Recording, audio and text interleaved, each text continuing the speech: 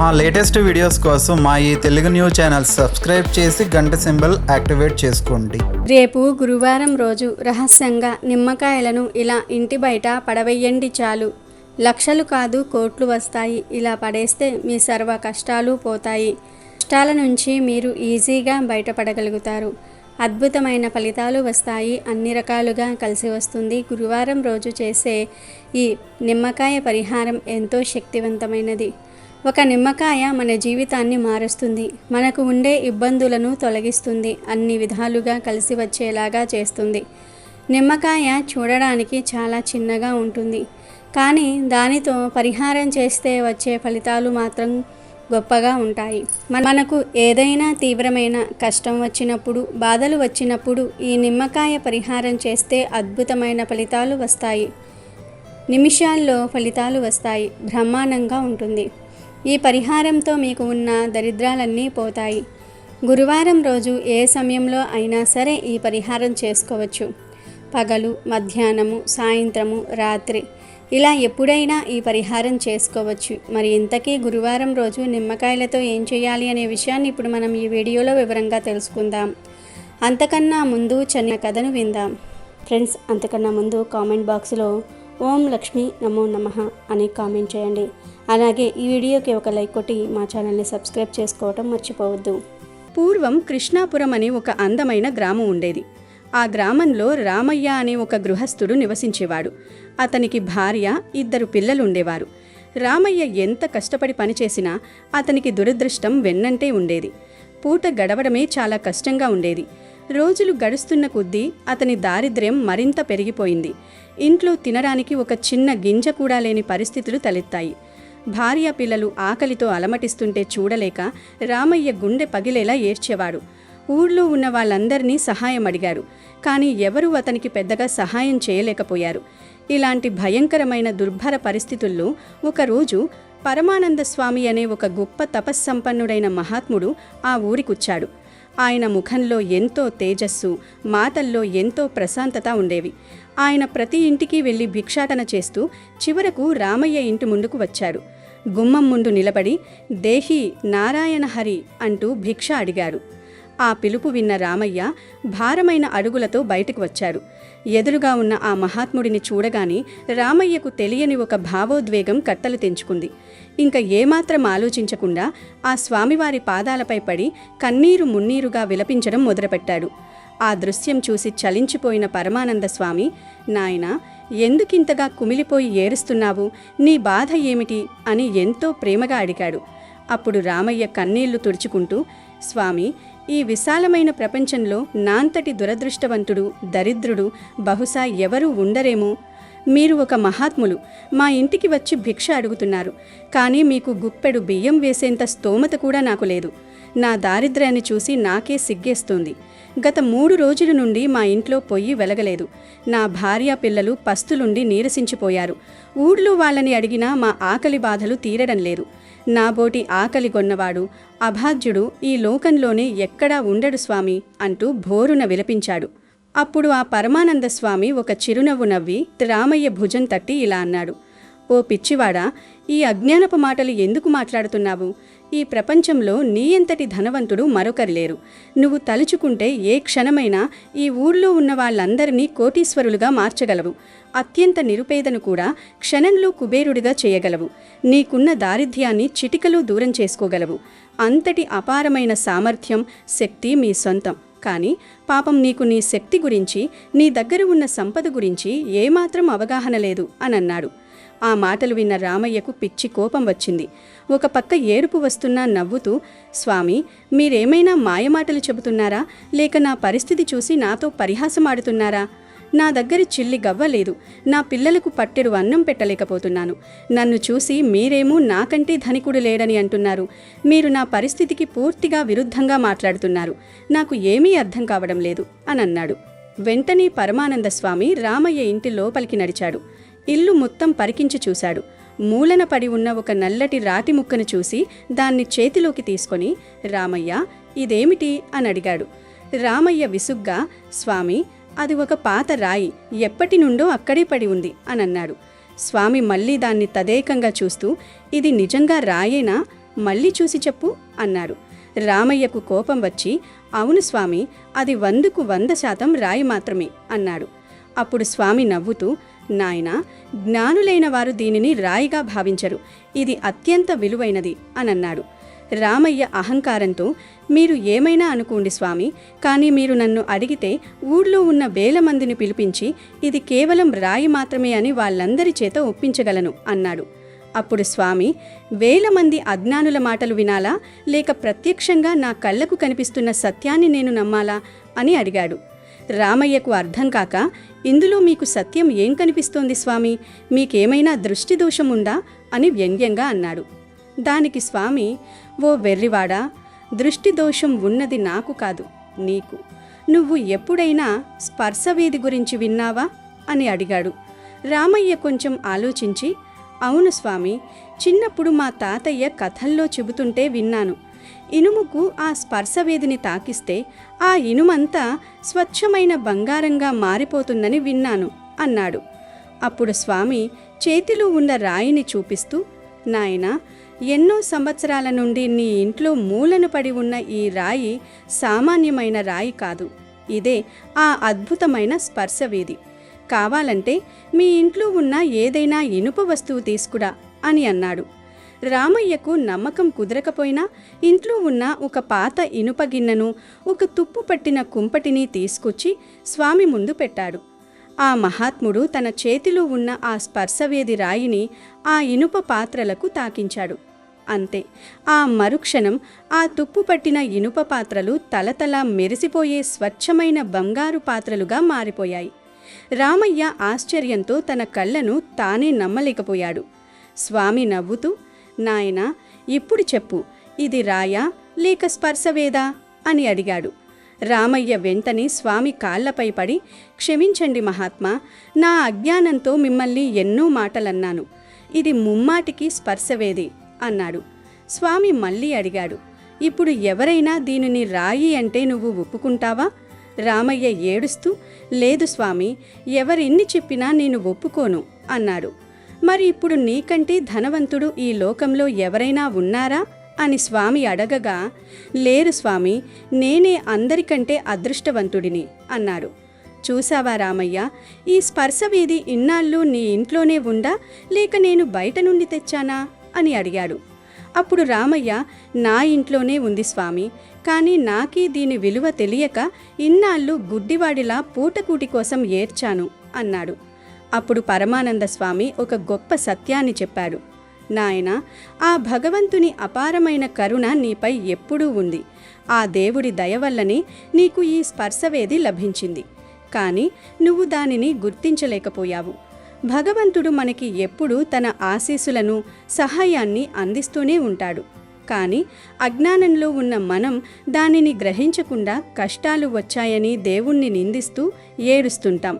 మనకి జరిగే ప్రతి మేలు వెనుక ఆ భగవంతుని అదృశ్య హస్తం ఉంటుంది. దానిని గుర్తించి కృతజ్ఞతతో జీవించాలి అని చెప్పి ఆ స్వామి అక్కడి నుండి వెళ్ళిపోయాడు. ఆ తర్వాత రామయ్య ఆ సంపదతో తన కుటుంబాన్ని పోషించుకుంటూ, పేదవారికి సహాయం చేస్తూ, నిత్యం భగవంతుని ధ్యానం చేస్తూ ఆనందంగా జీవించాడు. ఇదిలా ఉంటే ఒకానొక సమయంలో కొందరు వ్యాపారులు తమ వస్తువులను అమ్ముకోవడానికి ఒక గ్రామం నుండి మరొక గ్రామానికి కాలినడకన దట్టమైన అడవి గుండా ప్రయాణిస్తున్నారు. సాయంత్రం అవుతున్న కొద్దీ వాతావరణం ఒక్కసారిగా మారిపోయింది. ఆకాశమంతా నల్లటి దట్టమైన మేఘాలతో కమ్ముకుంది. ఉరుములు మెరుపులతో భయంకరమైన తుఫాను మొదలైంది. భారీ వర్షం కురవడం ప్రారంభించింది. ఆ వ్యాపారులకు ప్రాణభయం పట్టుకుంది. ఈ వర్షం నుండి, చలి నుండి తమను తాము కాపాడుకోవడానికి ఎక్కడైనా ఆశ్రయం దొరుకుతుందా అని అటూ ఇటూ వెతకసాగారు. అదృష్టవశాత్తు వారికి ఆ అడవిలో ఒక పాత శిథిలావస్థలో ఉన్న సత్రం కనిపించింది. అందరూ పరుగెట్టుకుంటూ వెళ్ళి ఆ సత్రంలోకి ప్రవేశించారు.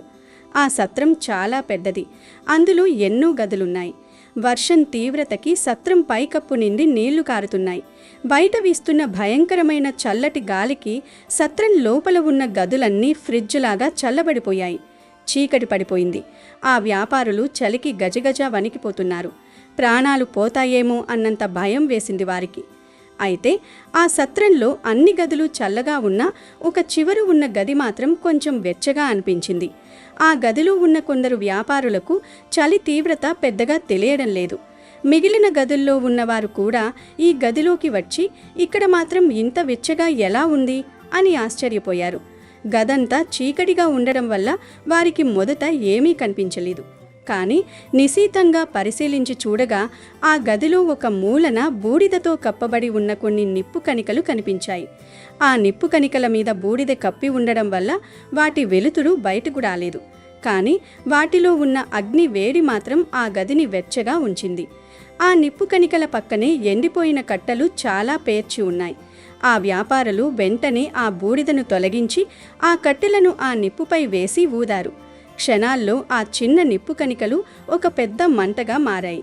అగ్ని ప్రజ్వలించగానే అక్కడ ఉన్న వారందరికీ ప్రాణం లేచి వచ్చినంత పనైంది.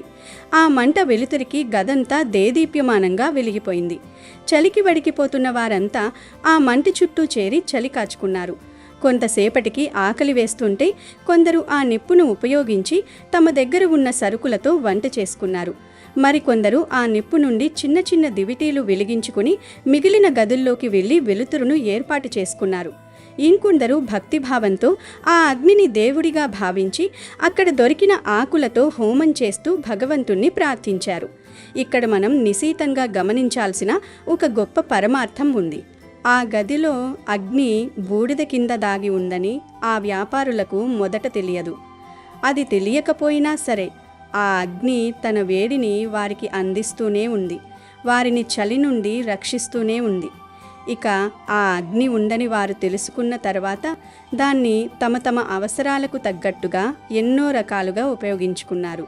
కొందరు చలి కాచుకోవడానికి, కొందరు వంటకు, కొందరు వెలుతురుకు, కొందరు ఆధ్యాత్మిక సాధనకు. భగవంతుని తత్వం కూడా అచ్చం ఈ అగ్ని లాంటిదే. భగవంతుడు మనకు కనిపించకపోయినా ఆయన కరుణ అనే వేడి మనల్ని కష్టాలనే చలి నుండి అదృశ్యంగా రక్షిస్తూనే ఉంటుంది. అగ్నిని కేవలం ఒక వస్తువుగా చూసేవారు భౌతిక లాభాలు పొందుతారు. అదే అగ్నిని దేవతగా, పరమాత్మగా భావించి నిష్కామ కర్మతో ఆరాధించేవారు ఆత్మజ్ఞానాన్ని, మనశ్శాంతిని పొందుతారు. భగవంతుడు అంతటా వ్యాపించి ఉన్నాడు. మనం ఆయనను ఏ దృష్టితో చూస్తామో ఆయన మనకు అదే రూపంలో అనుగ్రహిస్తాడు. ఉత్తములు ఎప్పుడూ భగవంతుని సృష్టిని సరైన విధంగా, ధర్మబద్ధంగా ఉపయోగించుకొని తమ జన్మను సార్థకం చేసుకుంటారు. ఇది ఇంకొక చోట జరిగిన కథ. పూర్వం ధర్మయ్య, కర్మయ్య అనే ఇద్దరు స్నేహితులుండేవారు. ధర్మయ్యకు భగవంతుని పట్ల అపారమైన విశ్వాసం, భక్తి ఉండేవి. భగవంతుడు ఏం చేసినా మన మంచికే చేస్తాడని నమ్మే ఆస్తికుడు అతను. కానీ కర్మయ్య పూర్తిగా నాస్తికుడు. దేవుడు లేడు, అంతా ప్రకృతి సిద్ధంగా జరుగుతుంది, సృష్టిలో ఎన్నో లోపాలున్నాయి అని వాదించే రకం. ఒకరోజు వేసవి కాలంలో ఆ ఇద్దరు స్నేహితులు ఒక పొరుగు ఊరికి నడిచి వెళ్తున్నారు. ఎండ విపరీతంగా మండిపోతుంది. అలసిపోయిన వారిద్దరూ దారి పక్కన ఉన్న ఒక మహావృక్షం, ఒక పెద్ద మామిడి చెట్టు కింద విశ్రాంతి తీసుకోవడానికి కూర్చున్నారు. ఆ చెట్టుకి ఎన్నో చిన్న చిన్న మామిడి పళ్ళు కాసి ఉన్నాయి. పక్కనే నేల మీద పాకుతున్న ఒక సన్నటి గుమ్మడికాయ తీగ పెద్ద పెద్ద కాయలు కాసి ఉన్నాయి. చెట్టు కింద కూర్చున్న ధర్మయ్య చల్లటి గాలికి సేద తీరుతూ, చూసావా మిత్రమా, ఆ భగవంతుని సృష్టి ఎంత అద్భుతంగా ఉందో. ఆయన ఎప్పుడూ ఏ పొరపాటు చెయ్యడు. ఆయన చేసే ప్రతి పని వెనుక ఒక గొప్ప ఉద్దేశం, ఒక మంగళకరమైన కారణం ఉంటుంది. భగవంతుని విధానంలో ఎప్పుడూ లోపముండదు. అది అందరికీ మేలు కలిగించేదే అని అన్నాడు. అది విన్న కర్మయ్య వికటాట్టహాసం చేస్తూ, ఓరి పిచ్చివాడా, నీ దేవుడికి కనీస బుద్ధి లేదు, ఆయన సృష్టి అంతా లోపభూయిష్టమే అనడానికి ఇక్కడే నాకు సాక్ష్యం కనిపిస్తోంది అన్నాడు. ధర్మయ్య ఆశ్చర్యంగా, ఏంటది అని అడిగాడు. అప్పుడు కర్మయ్య, చూడు, ఇంత పెద్దగా బలంగా ఏనుగులా ఉన్న ఈ మామిడి చెట్టుకేమో గోళీలంత చిన్న చిన్న కాయలు ఇచ్చాడు నీ దేవుడు.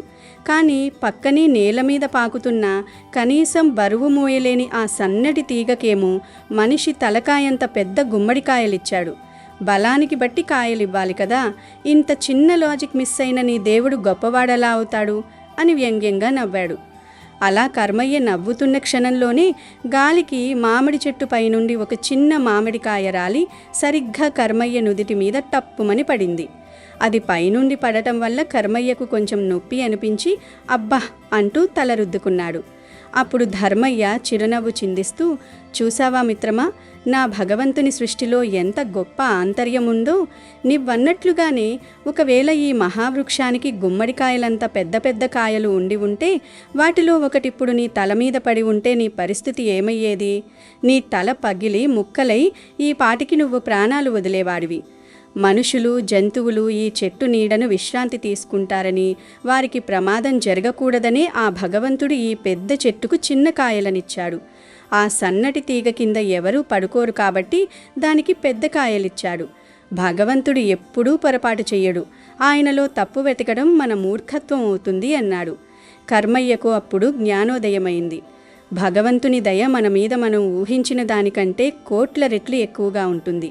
ఆ దేవుడి పట్ల అచంచలమైన విశ్వాసం, శ్రద్ధ కలిగితే మన జీవితంలో ఎలాంటి ఆందోళనలు, భయాలు దరిచేరవు.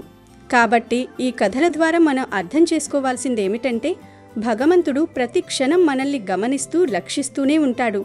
అయితే ఆయన మనతోనే ఉన్నాడని, మనల్ని కాపాడుతున్నాడని తెలుసుకోవడానికి మన జీవితంలో జరిగే కొన్ని సంఘటనలు స్పష్టమైన సంకేతాలనిస్తాయి. ఆ 3 ముఖ్యమైన సంకేతాలేమిటో ఇప్పుడు వివరంగా తెలుసుకుందాం. మొదటి సంకేతం, అత్యంత క్లిష్ట పరిస్థితుల్లో ఊహించని విధంగా సహాయం అందడం. చాలాసార్లు మన జీవితంలో అకస్మాత్తుగా ఊహించని కష్టాలు వస్తాయి.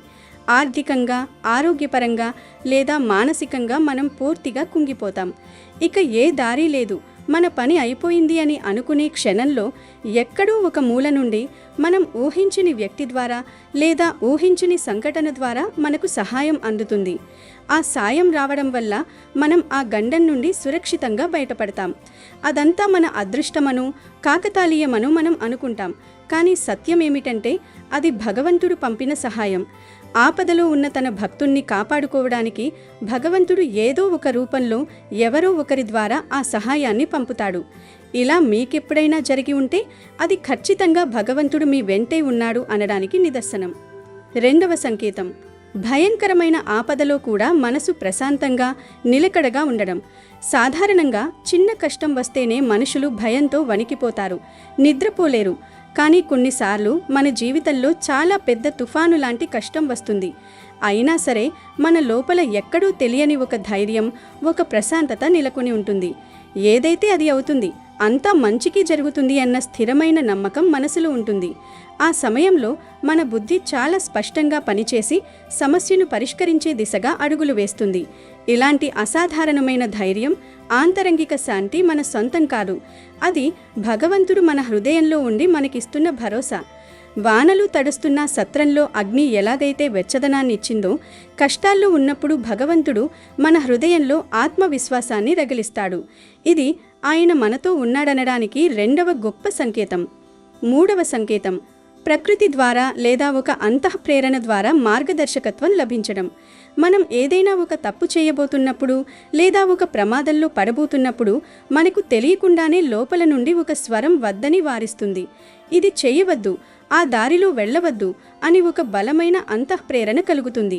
లేదా మనం ఒక పనికి వెళ్తున్నప్పుడు ప్రకృతిలో జరిగే కొన్ని సూచనలు, అంటే ఎవరో ఒకరు ఆపడం, వాహనం పాడవడం, వాతావరణం అనుకూలించకపోవడం వల్ల ఆ పని వాయిదా పడుతుంది. అప్పుడు మనం చాలా చిరాకు పడతాం. కానీ కొద్ది రోజుల తర్వాత అర్థమవుతుంది, ఆ రోజు ఆ పని జరగపోవడమే మనకి ఎంత మేలు చేసిందో అని. మామిడి పండు తలపై పడినప్పుడు దేవుని సృష్టి గొప్పతనం అర్థమైనట్లుగా మనకు ఎదురయ్యే చిన్న చిన్న ఆటంకాలు, మన లోపలి అంతరాత్మ ప్రబోధం, ఇవన్నీ సాక్షాత్తు ఆ పరమాత్మ మనకిస్తున్న హెచ్చరికలు మరియు మార్గదర్శకాలు. ఆ దేవుడు అడుగడుగునా మన చేయి పట్టుకుని నడిపిస్తున్నాడు అనడానికి ఇది మూడవ శక్తివంతమైన సంకేతం. అలాగే తరచుగా మీ ఇంటి దగ్గరకు మూగజీవులు వస్తూ ఉంటే ఖచ్చితంగా మీ ఇంట్లో భగవంతుడు ఉన్నాడని అర్థం చేసుకోవచ్చు. అంటే ఆవులు, కోతులు, కుక్కలు, పిచ్చుకలు తరచుగా మీ ఇంటి దగ్గరకు రావడం అనేది చాలా పెద్ద శుభ సంకేతం. కాబట్టి మిత్రులారా, మన కంటికి కనిపించకపోయినా గాలి ఎలాగైతే మన ప్రాణాలను నిలబెడుతుందో, భగవంతుని కరుణ కూడా మనల్ని ఎప్పుడూ వెన్నంటి ఉండి కాపాడుతుంది. ఆ భగవంతుని యందు సంపూర్ణ విశ్వాసం ఉంచుదాం. ప్రతి క్షణం ఆయనకు కృతజ్ఞతలు తెలియజేసుకుందాం. ఇక వీడియోలోకి వస్తే, నిమ్మకాయతో ఎటువంటి పరిహారాలు చేసినా గురువారం లేదా శుక్రవారాలలో చేస్తే చాలా మంచి ఫలితాలు కలుగుతాయి. ధన సంపాదన బాగా పెరగాలని కోరుకునేవారు గురువారం రోజు నిమ్మకాయతో పరిహారం చేసుకోండి. అసలు ఏం చేయాలి అంటే, గురువారం రోజు ఒక మంచి నిమ్మకాయను తీసుకుని దానికి 4 భాగాలుగా పువ్వు విచ్చుకున్నట్లుగా కొయ్యండి. తర్వాత ఈ నిమ్మకాయ మధ్యలో గల్లులుప్పు పెట్టండి. గల్లులుప్పు మీ దగ్గర లేకపోతే సాల్ట్ అయినా సరే పెట్టవచ్చు. ఇలా ఉప్పు పెట్టిన తర్వాత కుంకుమతో ఈ నిమ్మకాయకు 5 బొట్లు పెట్టండి. ఆ తర్వాత ఈ నిమ్మకాయతో ఒకసారి మీకు మీరే దిష్టి తీసుకోండి. అంటే 7 సార్లు సవ్య దిశలో, 7 సార్లు అపసవ్య దిశలో ఈ నిమ్మకాయను మీ చుట్టూ తిప్పుకోండి. ఆ తర్వాత దిష్టి తీసిన నిమ్మకాయను మీ ఇంట్లో నుండి బయటకు విసిరివేయండి. అంటే మీరు ఇంట్లోనే నిలబడి ఇంటి బయట ఎవ్వరూ లేని సమయంలో చూసుకొని నిమ్మకాయను బయటకు విసిరివేయండి. మీ బలమంతా ఉపయోగించి బయటకు విసిరివేయండి. ఈ పరిహారం చేస్తే సులభంగా మీ సంపాదన పెరుగుతుంది. వేలు, లక్షలు, కోట్లు సంపాదిస్తారు. కనుక గురువారం రోజు మీరు కూడా నిమ్మకాయలతో ఈ చిన్న పరిహారం చేసి శుభ ఫలితాలను పొందండి. అమెజాన్లో బెస్ట్ డిస్కౌంట్స్ కోసం వీడియో డిస్క్రిప్షన్లో లింకు ఉంది, చూడండి. అలాగే మా టెలిగ్రామ్ ఛానల్ సబ్స్క్రైబ్ చేసుకోండి.